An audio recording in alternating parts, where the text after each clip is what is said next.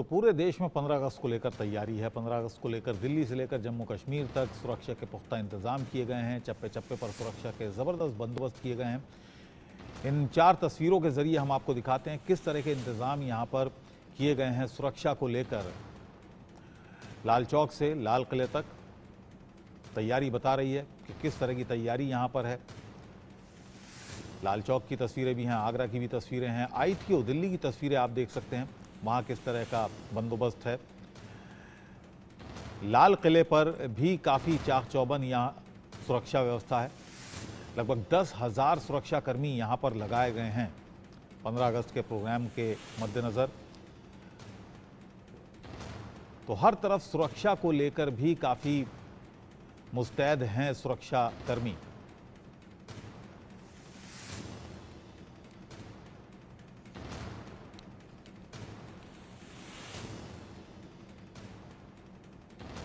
और हम आपको बताएंगे देश के अलग अलग हिस्सों में क्या तैयारियां हैं।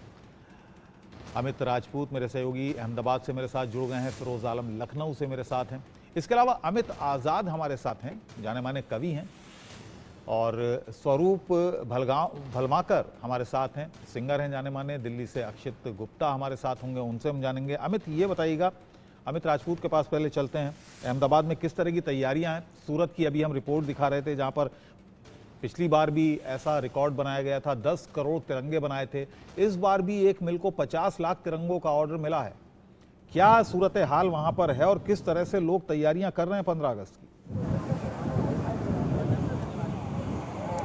जी बिल्कुल, जिस तरह से आपने बताया कि सूरत में तकरीबन 50 लाख झंडे सिर्फ एक ही मिल को, जो लक्ष्मीपति मिल जानी जाती है, वहाँ से तकरीबन 50 लाख झंडे एक ही मिल को बनाने का ऑर्डर मिला है। और ऐसी कई मिलें हैं सूरत में जिनको अलग अलग तरीक़ों से ऑर्डर मिला है। और तैयारी की बात करें, फिलहाल हम सूरत शहर के एक पुलिस थाने पर उपस्थित है। पुलिस थाने की तस्वीरें देख सकते हैं कि किस तरह से यहाँ पर जब कल 15 अगस्त मनाया जाएगा तो किस तरह से लाइटिंग की व्यवस्थाएँ की जा रही हैं। सारी चीज़ों को लेकर यहाँ पर जो प्रशासन द्वारा जो तैयारियाँ की जा रही है वो चकाचौंध तैयारियां हैं। कल जब पूरी रात जब ये दिए जलेंगे, जब लाइटिंगें होंगी, तो कहीं ना कहीं पूरे देश में यह जो हर घर तिरंगा यात्रा जो मनाई जा रही है, हर घर में तिरंगा आपको देखने को मिलेगा, हर घर के छतों पे आपको तिरंगा देखने को मिलेगा। तो इस वक्त हमारे साथ कुछ लोग मौजूद है, आप सीधे तस्वीरों में मैं दिखाऊंगा। हम कैमरामैन से गुजारिश करेंगे कि वो तस्वीरें दिखाने को। ये पुलिस थाना है, उसके बाहर यानी ऐसी ही भीड़ है, हर जगह है, हर सरकारी कार्यालय पर है, हर दफ्तरों पर है। तो इस वक्त कुछ लोग यहाँ उपस्थित है जिनके हाथों में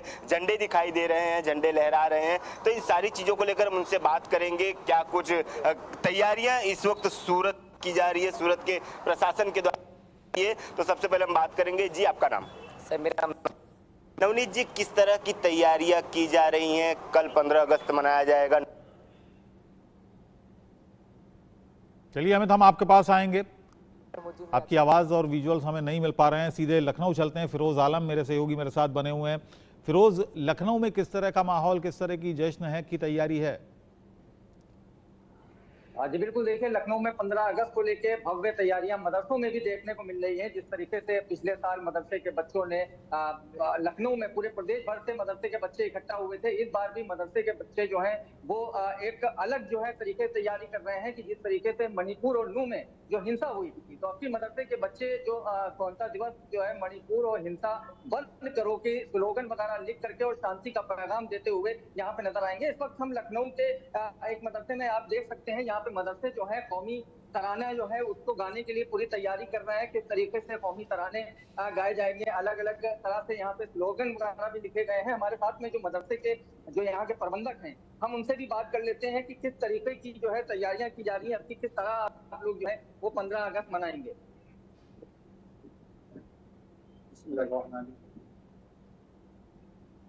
जब मुल्क आजाद हुआ था, हम सब एक थाली में बैठ के खाना खाए थे और मुल्क को आजाद किया था। आज हम ये चाहते हैं कि कल की तारीख में 15 अगस्त इस तरीके से मनाएं कि जो मणिपुर में, नौ में जो अमन शांति भंग हुई है, वहाँ पर इस तरह इख्तलाफात हो गए हैं, पता नहीं कितने बच्चे बेमाँ बाप के हो गए हैं। हम ये चाहे कल की तारीख में हम अपना अमन अमान का पैगाम देना चाहते हैं, अमन शांति का पैगाम देना चाहते हैं, जिसके सिलसिले में हमारे बच्चे, हमारे स्टूडेंट तैयारी कर रहे हैं। कोई राष्ट्र गीत गाएगा, कोई स्पीच देगा अंग्रेजी में, कोई अरबी में देगा, कोई उर्दू में देगा। यहाँ तक कि हम उन सबको मरने वालों को खिराज अकीदत पेश करेंगे और खुशी मनाएंगे, यौम आज़ादी भी मनाएंगे और इसके लिए मार्च करेंगे ताकि पूरे हिंदुस्तान में अमन अमान का पैगाम जाए और अमन शांति का पैगाम जाए। तो आप देख रहे हैं, मतलब अमन अमान का पैगाम देने की यहाँ पर अपनी मदरसे में तैयारी चल रही है, खासकर मणिपुर और नू की हिंसा को लेकर। कौमी तराने ही बच्चे गाएंगे, क्या तैयारी कर रहे हैं आपने, क्या 15 अगस्त को लेकर तैयारी की है? 15 अगस्त में हमने 15 अगस्त में इस खुशी के दिन कौमी तराना याद किया। कौमी तराने की तैयारी, कौन सा कौमी तराना सुनाएंगे आप? कौमी तराना सारे जहां से अच्छा हिंदुस्ता हमारा हमारा, सारे जहां से अच्छा हिंदुस्ता हमारा हमारा। हम बुलबुल हैं इसकी, हम बुलबुल हैं इसकी, ये गुलसिता हमारा सारे। जी चलिए, बहुत अच्छी तैयारी वहाँ पर मदरसे के बच्चे कर रहे हैं। फिरोज, आप हमारे साथ बने रहिए। दिल्ली का भी हाल ले लें। इसके अलावा 2 मेहमान हमारे साथ बने हुए हैं। कवि हैं जाने माने अमित आज़ाद साहब और सिंगर हैं स्वरूप भलवाकर। इनसे भी हम बात करेंगे। अक्षित, आप बता दीजिए दिल्ली में किस तरह की तैयारियां हैं, किस तरह का जोश है? जी बिल्कुल, अभी हम जाफराबाद मार्केट में खड़े हैं और आप देख सकते हैं मार्केट में जो है हर जगह जो है तिरंगा लहरा रहा है। हम यहाँ पर लोगों से भी बात करके समझने की कोशिश करेंगे, क्योंकि इन लोगों ने यहाँ पर पतंग की दुकान के साथ तिरंगा जो है उसकी भी दुकान पूरी तरीके से लगाई हुई है। तो आप हमें बताइए सर, क्या तमाम तैयारियाँ आप लोगों ने करी हुई है और क्या जोश है इस बार? हमें अपनी आज़ादी की खुशी में सारी तैयारी कर रखी है, जैसे कि सर पे बांधने का ये रिवीन है, गले में डालने का ये रिवीन है, और सबसे बड़ी बात तो ये है कि तिरंगा हम खुलेआम बेच रहे हैं। तिरंगा बेच रहे हैं? हाँ। तो कैसी सेल है तिरंगा की? तिरंगा की बहुत अच्छी सेल आ रही है। ये पिछले साल थी, जैसे उसी साल है, क्यों मोदी जी ने कहा था पिछले साल कि सब हर घर तिरंगा लहरा है, तो हर साल भी इस बार तिरंगा हर घर लहराएगा। पिछले साल से बढ़िया सेल हो रही है? पिछले साल से बढ़ा है काम। हाँ, तिरंगे का काम बढ़ चुका है। तो शाम तक क्या उम्मीद करते हैं? शाम तक और बढ़ जाएगा, क्योंकि अभी पब्लिक काम कर रहे हैं, अपनी जॉब कर रही है। क्यों ड्यूटी से जब निपट के आएगी तो यहाँ से झंडे वगैरह, पतंग वगैरह लेके जाएगी अपने लिए और बच्चों के लिए भी। आप बताइए हमें, क्या तमाम तैयारियां हैं आप लोगों ने कर रखी है तिरंगे को लेकर? हमने दुकान खोल रखी है। हाँ। हम ये बेचते हैं, ये आपको 30 रुपये का मिल जाएगा। सब कुछ आप लोग तिरंगा में बेच रहे हैं, तो लोग ले रहे हैं पूरी, मतलब सेल वगैरह अच्छी हो रही है? अच्छी हो रही है बहुत, अब क्या बहुत अच्छी हुई है सेल। और सर पतंगों का थोड़ा बताइए, पतंगों का? तिरंगा बिक रही है खूब दबा के। तिरंगा की ही डिमांड है इस टाइम, कोई और सी पतंग नहीं मांग रहा इंसान, कह रहा बस तिरंगा ही चाहिए, क्योंकि कल हमें तिरंगा ही उड़ानी है अपनी आज़ादी की खुशी में। 77वीं है स्वतंत्र दिवस है, इसलिए इस खुशी में सब अपनी पूरी तैयारी से लगे पड़े हुए। पूरा जाफराबाद तिरंगा से सजा हुआ है। आपके पास आएंगे, तिरंगे को लेकर काफी जोश यहाँ पर देखने को मिल रहा है। आप हमारे साथ बने रहिए। हमारे साथ 2 खास मेहमान हैं। अमित आज़ाद साहब हमारे साथ हैं, जाने माने कवि हैं, और स्वरूप भलवाकर हमारे साथ हैं। अमित जी, ये बताइएगा, आप सब अपने अपने तरीके से तिरंगे के जश्न में डूबे हुए हैं, आज़ादी के जश्न में डूबे हुए हैं। आपने क्या तैयारी की है अपनी कविताओं के जरिए इस आज़ादी के पर्व को मनाने के लिए? बिल्कुल सही कहा। सबसे पहले मैं इंडिया न्यूज़ के सभी दर्शकों को प्रणाम करता हूं और हमारे स्वतंत्रता दिवस की पूर्व संध्या पर आप सभी को हार्दिक शुभकामनाएं देता हूं। और पूरा राजस्थान, क्योंकि वीरों की धरती है, पृथ्वीराज चौहान और महाराणा प्रताप की तरफ से मैं आपको सभी को शुभकामनाएं देता हूं। ये वो धारा है जहां पर देश के लिए, देश की स्वतंत्रता के लिए लोगों ने आगे बढ़ करके भाग लिया है और अभी भी पूरा राजस्थान तिरंगे के रूप में रंगा हुआ है। मैं आपको कविता का बहुत बड़ा रोल रहा है इस आज़ादी में।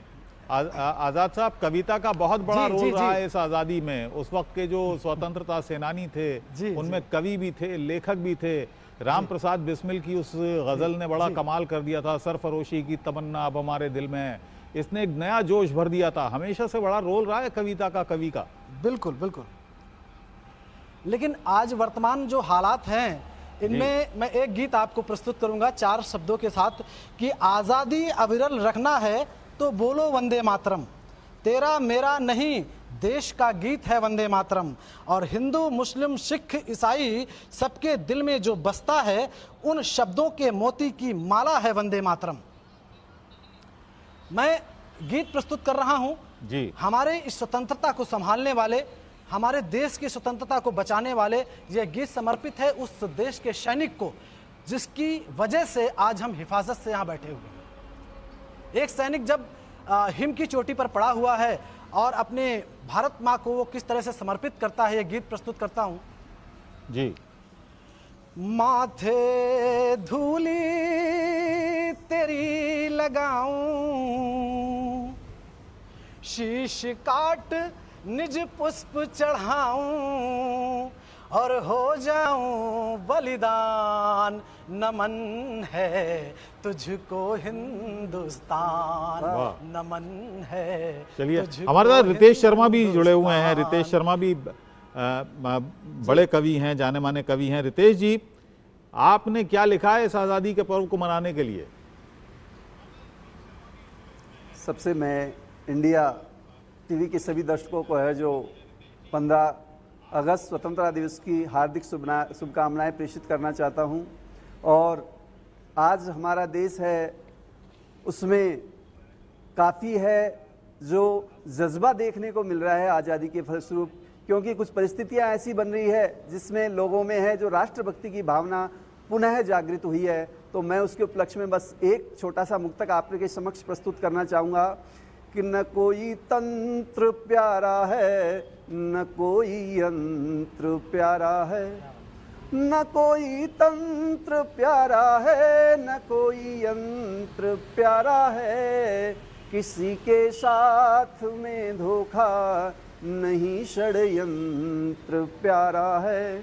भरत श्री राम के वंशज हमें अभिमान होने पर, हमारी जान है भारत, हमें गणतंत्र प्यारा है, हमारी जान है भारत, हमें गणतंत्र प्यारा है।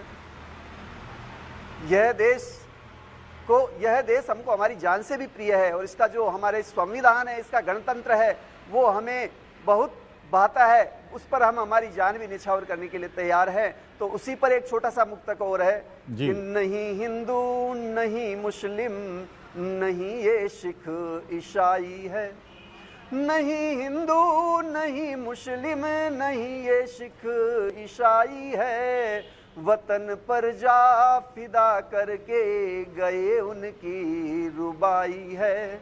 तिरंगे में लहू हर जाति मजहब पंथ का शामिल, भगत सिंह राज गुरु विस्मिल, गजब दौलत कमाई है, गजब दौलत कमाई है। आज़ाद साहब, जैसा कि मैं कह रहा था कि आज़ादी की लड़ाई में लेखकों का, कवियों का बहुत बड़ा हाथ रहा है। उन्होंने एक नया संचार किया, ऊर्जा का संचार पैदा किया, एक जोश जगाने का जो काम किया वो कवियों ने अपनी कविताओं के ज़रिए। जो लेखक थे, उस समय के पत्रकार थे, उन्होंने ऐसे ऐसे लेख लिखे जिससे कि एक अलग जगी और एक बहुत एक संगठित हुआ पूरा देश, और उसके बाद आज़ादी मिल पाई। और अपनी जान की कुर्बानियाँ भी बहुत सारे लोगों ने दी। ऐसे बहुत सारी लंबी फहरिस्त हो जाएगी अगर नाम लेने पे आएँ। और आज का जो दौर है, आज हम आप हैं, या आज जो जनरेशन है, या आने वाली जनरेशन है, कहा जाता था उनके लिए आज़ादी का ये दिन बस एक झंडा फहराने वाला दिन है, थोड़ा बहुत याद कर लेते हैं। उसको कैसे जिंदा रखा जाए, उन कुर्बानियों को कैसे जिंदा रखा जाए, ये एक बहुत महत्वपूर्ण हो जाता है। देखिए, ये इसका कारण क्या है कि हमारे देश के बच्चे, जो युवा पीढ़ी है, वो पबजी में भटक चुकी है, वो कहीं ना कहीं मोबाइल के गेम में भटक चुकी है, उसको अपने इतिहास का ज्ञान नहीं है। आज के बच्चों को संस्कार नहीं मिल रहे हैं। 10 से 12 साल के बच्चे मोबाइल में डूब रहे हैं। आपसे बताऊं, ये घटना मुझे किसी बच्चे ने, 12-13 साल के बच्चे ने मुझसे पूछा अचानक कि ये भगत सिंह कौन थे। अब बताइए कि अगर आज का ये किशोर जब आगे चल के युवा बनेगा तो उसे भगत सिंह के बारे में पता नहीं है, तो यह देश का दुर्भाग्य नहीं तो और क्या है। तब मुझे एक रचना लिखनी पड़ी भगत सिंह के बारे में। मैंने बताया कि भगत सिंह कौन थे। मैंने लिखा कि जिसने बचपन में खेतों के बिच बंदूक बुआ दी, आई जवानी आजादी की जिसने अलख जगा दी, जिसके अटल बुलंद इरादे पर्वत से टकराए, उस मुंडे ने युवा धड़कते दिल में आग लगा दी। वो था भगत सिंह सरदार, वो था भगत सिंह सरदार, वो था भगत सिंह सरदार, वो था भगत सिंह सरदार। जब अंग्रेजी शासन अपने चरम तलक आया था, वंदे मातरम भगत सिंह गाया था। जब अंग्रेजी शासन अपने चरम तलक आया था, वंदे मातरम भगत सिंह गाया था। हर इंकलाब के नारों से गोरों की नींद भगा दी, आई जवानी आजादी की जिसने अलख जगा दी। वो था भगत सिंह सरदार, वो था भगत सिंह सरदार। बहुत शानदार, बहुत शानदार। आप अगला बंद क्या है कि साथ मिला सुखदेव राजगुरु, भारत जिंदाबाद। ऐसे दोस्त थे, ऐसे मित्र थे। साथ मिला सुखदेव राजगुरु, भारत जिंदाबाद। सीख लिया जा पंडित जी जो सदा रहे आजाद। हर बहरों को आवाज सुनाने बम में आग लगा दी, आई जवानी आजादी की जिसने अलख जगा दी। चलिए हमारे साथ एक और खास मेहमान जुड़ गए हैं, भगत सिंह सरदार। बहुत शानदार ये नज्म आपने सुनाई। एक और हमारे साथ मेहमान जुड़ गए हैं, स्वरूप भवलांकर हमारे साथ जुड़ गए हैं, जाने माने सिंगर हैं। स्वरूप जी, स्वागत है आपका इंडिया न्यूज़ पर। और हमारे साथ अमित आज़ाद साहब थे, रितेश शर्मा जी भी हमारे साथ हैं, अपनी अपनी कविताएं उन्होंने सुनाई। आपसे मैं चाहूँगा, आज़ादी के बाद एक बहुत ही खूबसूरत गीत, और उतना खूबसूरत गीत मैं समझता हूँ कि नहीं बना, कर चले हम फिदा जानो तन साथियों, अब तुम्हारे हवाले वतन साथियों, जिस पर के उस समय के प्रधानमंत्री की आंख भी भर आई थी जब वो गाना गाया गया था, जब वो गीत गाया गया था। मैं चाहूँगा कि आप उसकी 2 लाइनें सुनाएं। ज़रूर ज़रूर, ये खास आपकी फरमाइश है और मेरा भी पसंदीदा गाना है। इसके बाद 2 लाइनें और भी मैं सुनाऊंगा, पर उसके पहले आपकी फरमाइश सराहों पर और हमारे भारत देश के लिए जी। कर चले हम फिदा जानो तन साथियों, अब तुम्हारे हवाले वतन साथियों। कर चले हम फिदा जानो तन साथियों, अब तुम्हारे हवाले हिंदुस्तान साथियों। बहुत खूब, बहुत शानदार जी। अब आप सुनाइए जो आप सुनाना चाह रहे थे। अभी बस बातें चल रही थी, मैं देख रहा हूँ हम मुंबई में स्थित है, तो हमारे यहाँ पे जो ज़्यादातर और बॉलीवुड के हम रिप्रेजेंटेटिव है, तो पूरी दुनिया भर में घूमते। तो एक गाना जो राज कपूर साहब ने और मुकेश जी ने सालों पहले गाया, वो बात आज हर हिंदुस्तानी, हर इंडियन के जहन में होनी चाहिए, उनके मन में होनी चाहिए, उनके दिल में होनी चाहिए। वो ये है कि मेरा जूता है जापानी, ये पतलून इंग्लिस्तानी, सर पे लाल टोपी रूसी, फिर भी दिल है हिंदुस्तानी, फिर भी दिल है हिंदुस्तानी। ये बात मुझे पता नहीं थी सबको जी। बहुत शानदार, बहुत सारे गीत बने हैं, और एक गीत मुझे याद आ रहा है, बहुत ही खूबसूरत उसके बोल हैं, बहुत ही शानदार लिरिक्स हैं। मैं भूल रहा हूँ किसने लिखा था वो गीत। ऐ मेरे प्यारे वतन तुझ पे दिल कुर्बान, तू ही मेरी आबरू, तू ही मेरी आरजू, तुझ पे दिल कुर्बान। वो अगर आपको याद हो तो उसके चंद लाइनें अगर आप सुनाएं। प्यारे वतन तुझ पे दिल कुर्बान, तू ही मेरी आरज़ू, तू ही मेरी आबरू, तू ही मेरी जान। ऐ मेरे प्यारे वतन तुझ पे दिल कुर्बान। बहुत शानदार, बहुत शानदार। अच्छा, इस तरह के लिरिक्स अगर हम आज़ादी के बाद का पूरा इतिहास उठा के देखें और हमारी फिल्म इंडस्ट्री को देखें तो बहुत सारे गीत बने, बहुत सारे कवियों ने अपनी अपनी रचनाएं प्रस्तुत की, बहुत सारे गीत फिल्मों में भी आए। जैसे कि आपने अभी जो 2 गीत सुनाए, ऐसा ही एक गीत था कि हम लाए हैं तूफान से कश्ती निकाल के। आजकल क्या वजह है कि इस तरह की शायरी, इस तरह की जो कविताएं हैं उनमें कमी आ गई है? जो वो कविताएं या वो शायरी जो एक देशभक्ति से ओतप्रोत हों, देशभक्ति से पूरी तरीके से जिसमें मिला हुआ हो, देशभक्ति का जज्बा मिला हुआ, उनमें कमी आई है। क्या वजह मानते हैं? अमित जी आप बताइएगा, क्या वजह मानते हैं आप? एक्चुअली इसका जो कारण है, जहाँ तक मैं समझ पा रहा हूँ, कि देशभक्ति की कमी नहीं है, देशभक्ति को जगाने वाले लोग जो हैं उनमें कमी आ गई है।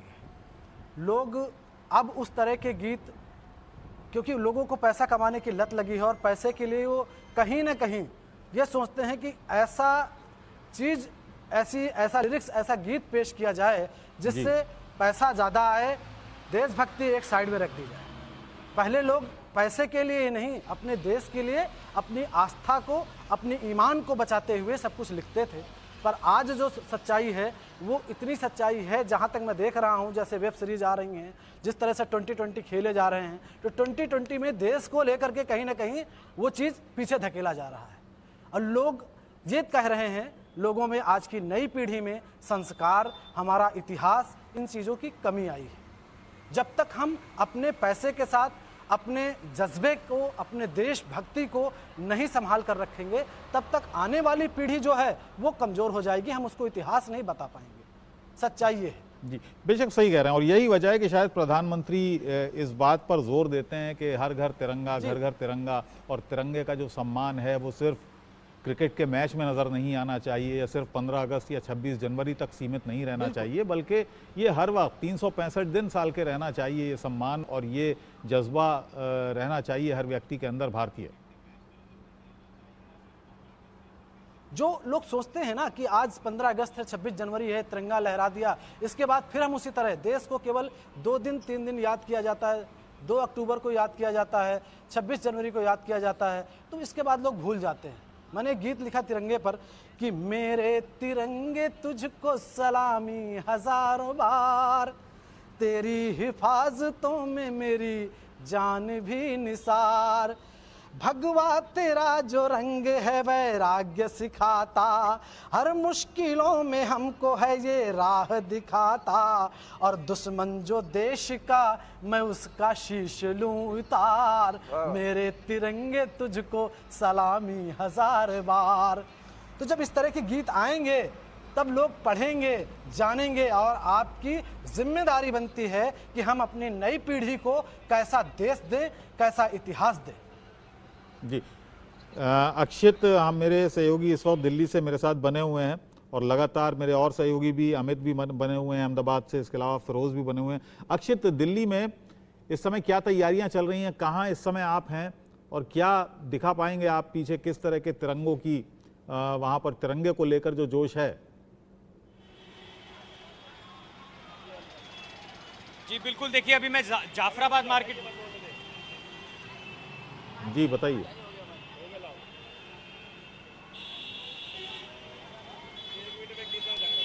मेरी आवाज मिल रही है अक्षित आपको? जी बिल्कुल, अगर आप मेरे को सुन पा रहे हैं तो मैं अभी जाफराबाद मार्केट में हूँ। जी बताएं। जी बिल्कुल, अभी मैं जाफराबाद मार्केट में हूँ और आप देख सकते हैं यहाँ पर तिरंगों की जो है दुकान पूरी यहाँ पर पूर्ण रूप से जो है सजी हुई है, और हम आपको यहाँ पर लोगों से भी बात करके समझने की कोशिश करेंगे किस तरीके से जो है जो इस बार तिरंगे की बिक्री हो रही है, किस तरीके से हो रही है।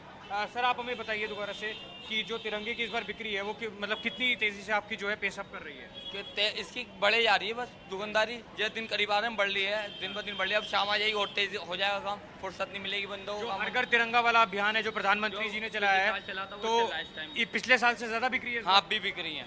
तो लोग आ रहे हैं, मतलब तिरंगा ही लेने आ रहे हैं, घर पे तिरंगा लेने आना, भाई तिरंगा दे दो, और पतंग भी तिरंगा ही ले रहे हैं ज़्यादातर। मैं आपको एक और अहम चीज़ यहाँ पर दिखाना चाहूँगा। आप देख सकते हैं यहाँ पर एक पोस्टर लगा हुआ है राइट विजन एजुकेशन फाउंडेशन का, और यहाँ पर इन्होंने जो है चाइनीज़ मांझा की जो सेल है और उस पर बैन लगाते हुए ये पोस्टर जो है लगा हुआ है, क्योंकि हम सब जानते हैं चाइनीज़ मांझा जो है वो कितना ज़्यादा हानिकारक जो है साबित हो सकता है, ना ही सिर्फ लोगों के लिए बट पशु और पक्षियों के लिए भी जो है हानिकारक साबित हो सकता है। हम यहाँ पर एक और व्यक्ति से जो है बात करके समझने की कोशिश करेंगे। सर आप हमें बताइए थोड़ा सा, ये जो आपने पोस्टर भी लगा रखा है और क्या तमाम तैयारियाँ हैं इस बार 15 अगस्त के लिए? 15 अगस्त की बिल्कुल सही तैयारी चल रही है हमारी इस वक्त, और ये कि थोड़ा सा अभी टाइम आएगा तो दुकानदारी भी दुगनी हो जाएगी, क्योंकि अभी थोड़ा सा मौसम बना हुआ था, बारिश भी हुई थी, इस कारण थोड़ी सी स्लो हो गई थी। अब ये है कि मौसम खुला हुआ है और जैसे जैसा समय आता रहेगा रात का तो सेल बढ़ेगी। तो तिरंगे की भी आप लोग पूरी तरह से जो है सेल कर रहे हैं? तिरंगे की हर आइटम बिक रहा है, मतलब ये तिरंगा क्या, झंडे के छोटे बड़े सब आइटम ये पीछे आपके जो दिख रहा है ये पतंगे रखी हैं शायद इस तरह से, बिल्कुल चाइना कहीं से कहीं तक नहीं मिलेगा आपको। जी बिल्कुल, ये सारे आप देख सकते हैं सारी जो है पतंगों का जो है बंडल पूरी तरीके से रखा है, और यहाँ पर ये जो है बंडल जो है छोटे छोटे पैक कर रहे हैं, जिससे कि जो है आपको हम अगर आप दिखाएं तो काफ़ी सारी जो पतंगे हैं, छोटा सा गोडाउन है और पूरा जो गोडाउन है वो पतंगों से भरा हुआ है। पीछे जो है थोड़ी चक्री वगैरह भी रखी हुई है मांझे के लिए, और यहाँ पर जैसे मैंने आपको पहले दिखाया था, यहाँ पर इन्होंने जो विजन एजुकेशन फाउंडेशन का एक पोस्टर भी लगा हुआ है जिस पे साफ तौर से लिखा है कि प्लास्टिक डोर ना बेचे, जो कि चाइनीज़ मांझा होता है, क्योंकि काफ़ी ज़्यादा जो है इसका जो है हानिकारक जो है ये साबित हो सकता है। अच्छा ये बताइएगा, पतंगों में सबसे ज़्यादा बिक्री किस कलर की पतंग की हो रही है? वहाँ पर तिरंगे की पतंगे सबसे ज़्यादा उड़ती हैं। जी सर, हम आपसे ये भी जानना चाहेंगे कि अभी जैसे तिरंगा जो हर घर तिरंगा अभियान है वो भी शुरू हो चुका है, प्रधानमंत्री ने अनाउंसमेंट की थी, तो पतंगों की बिक्री, क्या तिरंगा की पतंगों की बिक्री हो रही है?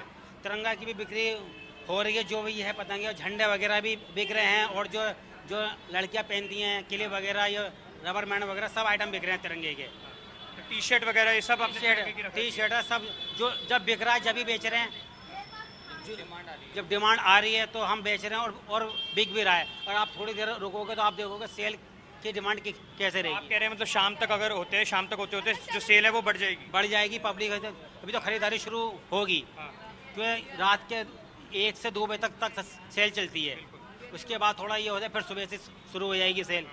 अब यही है कि बस सेल को तो काम तो अच्छा निकल रहा है, बाकी तो अभी मौसम के ऊपर भी डिपेंड करता है, मौसम जैसा जैसा बना रहेगा वैसे वैसे काम में मज़ा आएगा।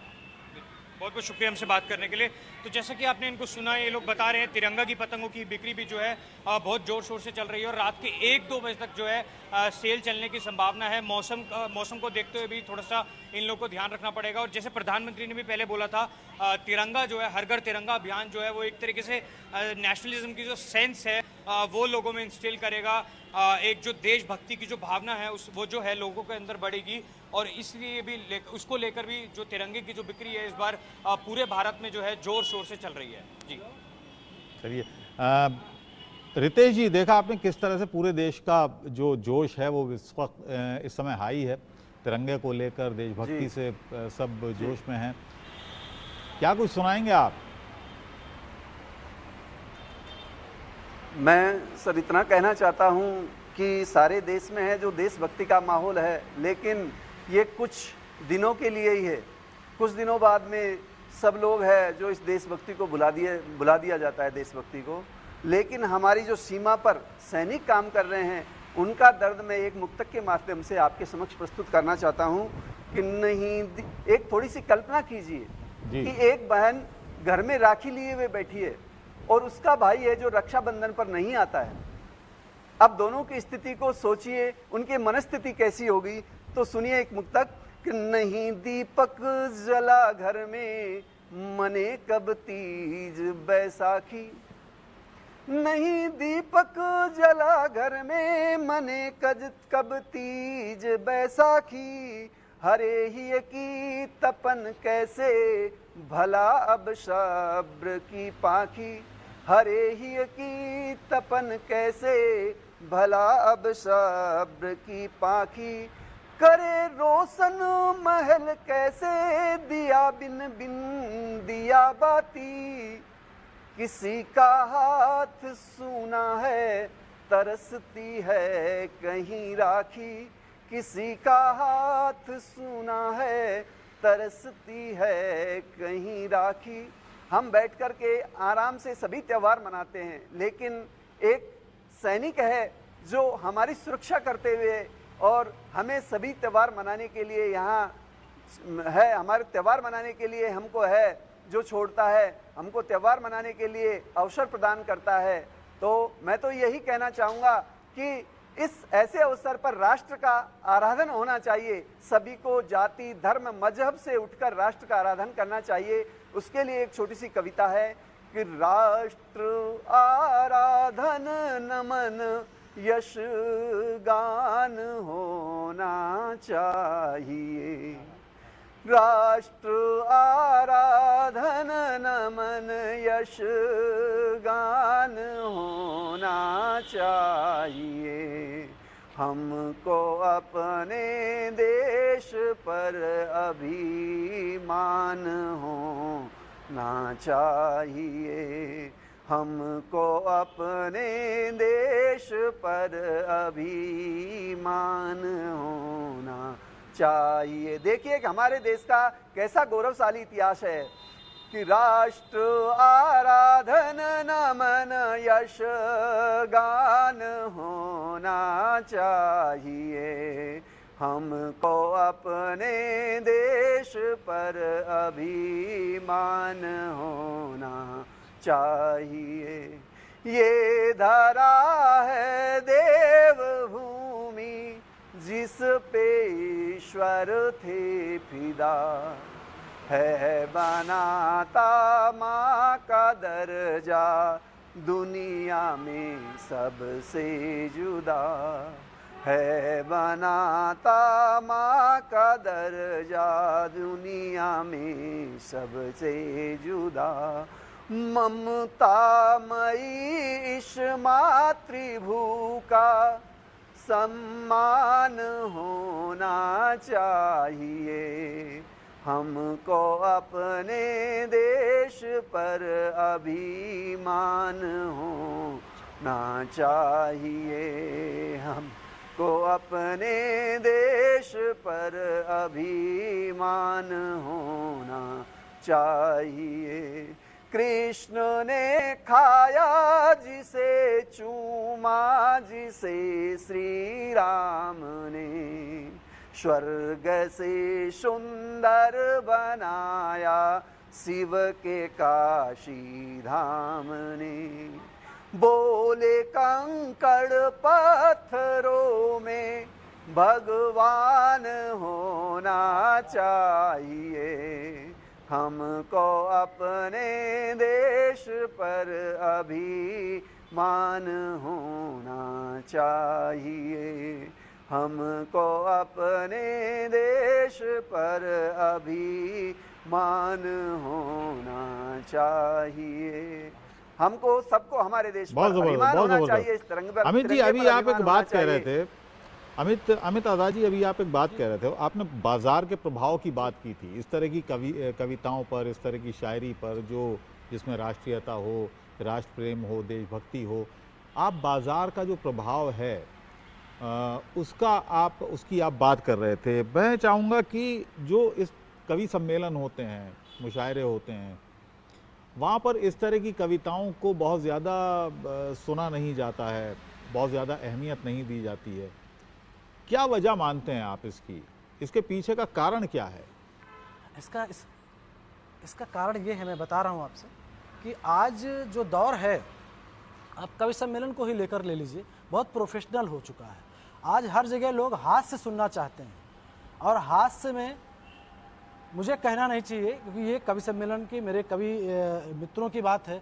हास्य में लोगों ने क्या कर दिया है कि सिर्फ और सिर्फ चुटकुले लाके डाल दिए हैं, और लोग चुटकुलों में हंसी करते हैं और प्रोफेशनल बना लिए हैं। वास्तविकता में जो कविताएं लिखते हैं, वास्तविकता में जो कवि हैं, जो नए कवि आना चाहते हैं, उनको मौका नहीं मिल पा रहा है।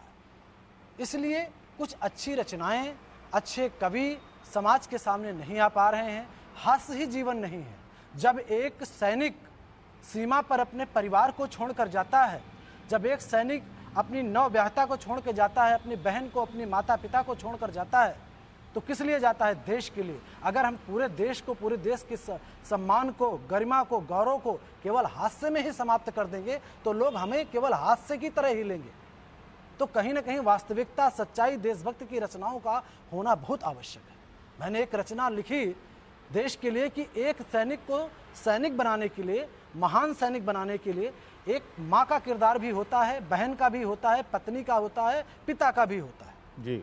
और इसलिए हमारे समाज की जिम्मेदारी बनती है कि हम अपने सैनिक को, अपने सैनिक और अपने तिरंगे की हमेशा सुरक्षा करते रहें। क्या लिखा आपने? सम्मान करते रहें। हाथ से ही सब कुछ नहीं है। मैंने लिखा कि है नमन मेरा तुम्हारे शौर्य को, बलिदान को, देश के प्यारे सपूतों, है नमन तुमको हमारा, जो तिरंगे में लिपट कर सो गए निज राष्ट्र खातिर। उन शहीदों के लिए सत सत नमन वंदन हमारा, है नमन मेरा। और माँ की ममता को नमन, जिसने तुम्हें अमृत पिलाया। उस पिता को भी नमन, जो चाह कर भी रो न पाया। श्रेष्ठ है वो बहन जिसने भाल का टीका संवारा, है नमन मेरा तुम्हारे शौर्य को, बलिदान को। और उस पत्नी, उस वीरांगना को नमन है कि है नमन वीरांगना को, देश हित जिसने न टोका। लाडली ने अश्क को, लाडली ने आंख में शैलाब को अपने हीरों का। और पुत्र नम आंखों से अंतिम कर्म को देता सहारा, है नमन मेरा तुम्हारे शौर्य को, बलिदान को। और वो गलियां भी नमन करती हैं, गौरवान्वित होती हैं, जहां से हमारे देश का सैनिक खेल कर निकलता है कि है नाज है उस गली को, जिसने बड़ा करके समारा। नाज है उस गली को, जिसने बड़ा करके संवारा। और नमन है परिवार, जिसने नाम से तुमको पुकारा। और धन्य हो तुम वीर, धरती तो धरती हमारे सैनिकों का सम्मान आसमान भी करता है कि धन्य हो तुम वीर, कहकर रो पड़ा आकाश सारा। है नमन मेरा तुम्हारे शौर्य को, बलिदान को। चलिए, बहुत बहुत शानदार, सपूतों, है नमन तुमको बहुत बढ़िया, बहुत शानदार, बहुत शानदार। बहुत बहुत धन्यवाद अमित आजाद साहब, बहुत बहुत शुक्रिया। रितेश जी आपका भी बहुत बहुत शुक्रिया, और लखनऊ से फिरोज आपका भी, और अक्षत आपका भी। अमित हमारे साथ अहमदाबाद से बने हुए थे मेरे सहयोगी, आपका भी बहुत बहुत धन्यवाद। और सभी को शुभकामनाएं, हार्दिक शुभकामनाएं आज़ादी की, इस पर्व की। इस बुलेटिन में फ़िलहाल इतना ही, लेकिन इंडिया न्यूज़ पर खबरों का सिलसिला लगातार जारी रहेगा।